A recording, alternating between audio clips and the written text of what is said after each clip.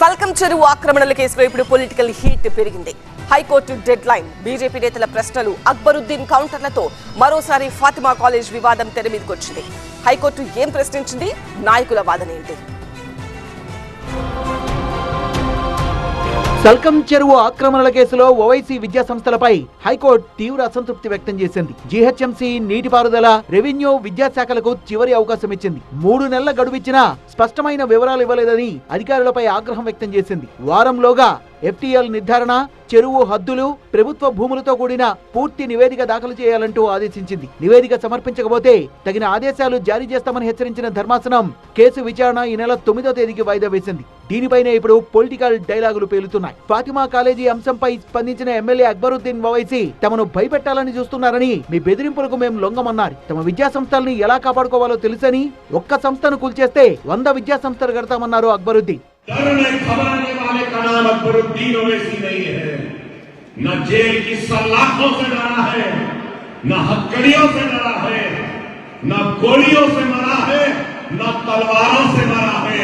अरे आज अगर कोई बैठकर सोचता है कि हम डरा देंगे, गिराने वाले गिरा दो, कोई बात नहीं, तुम्हें गिराओगे, मैं डर बनाऊंगा, ये मेरा।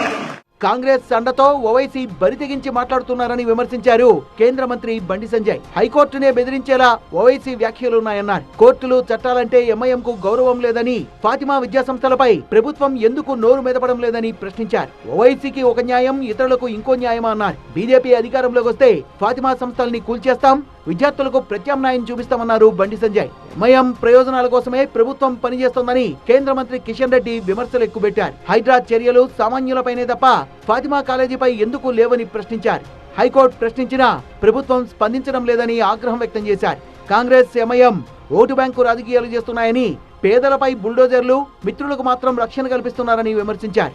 సల్కం చెరువు కబ్జాపై టీవీ9 క్రాస్ పైలో కీలక వ్యాఖ్యలు చేశారు హైడ్రా కమిషనర్ రంగనాథ్. 2016లో ఫాతిమా కాలేజీ కట్టారని, అదే ఏడాది చివరలో ప్రిలిమినరీ నోటిఫికేషన్ వచ్చిందన్నారు. ఆ తర్వాత మిషన్ కాకతీయ కింద చెరువుకు బండ్ క్రియేట్ చేశారని తెలిపారు. కాలేజ్ కట్టింది 2016లో కట్టారు. ప్రిలిమినరీ నోటిఫికేషన్ ఇష్యూ చేసింది 2016 డిసెంబర్లో ఇష్యూ చేశారు. డిసెంబర్ 31 వినండి, డిసెంబర్ 31 ఇష్యూ చేశారు. అంటే కాలేజ్ కట్టిన తర్వాత నోటిఫికేషన్ ఇష్యూ అయింది. హైడ్రా వచ్చింది 2024. వచ్చేటప్పటికి కాలేజ్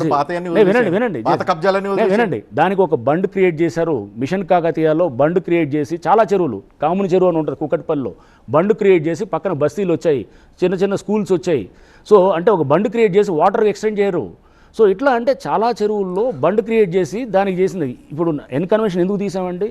అది తీయటం వల్ల చెరువుని ఎక్స్టెండ్ చేయడానికి వీలుగా ఉంది. ఎక్కడైతే చెరువును ఎక్స్టెండ్ చేయడానికి వీలుగా ఉందో అటువంటి ప్రదేశాలను ఎంచుకుంటాం. సల్కం చెరువు వివాదం బీజేపీ, ఎంఐఎం మధ్య మాటల యుద్ధానికి దారితీసింది. దీనిపై హైడ్రా, ప్రభుత్వం ఏ విధంగా స్పందిస్తాయి? 9వ తేదీన హైకోర్టు ఏ విధమైన తీర్పిస్తుంది అన్న ఉత్కంఠ నెలకొంది.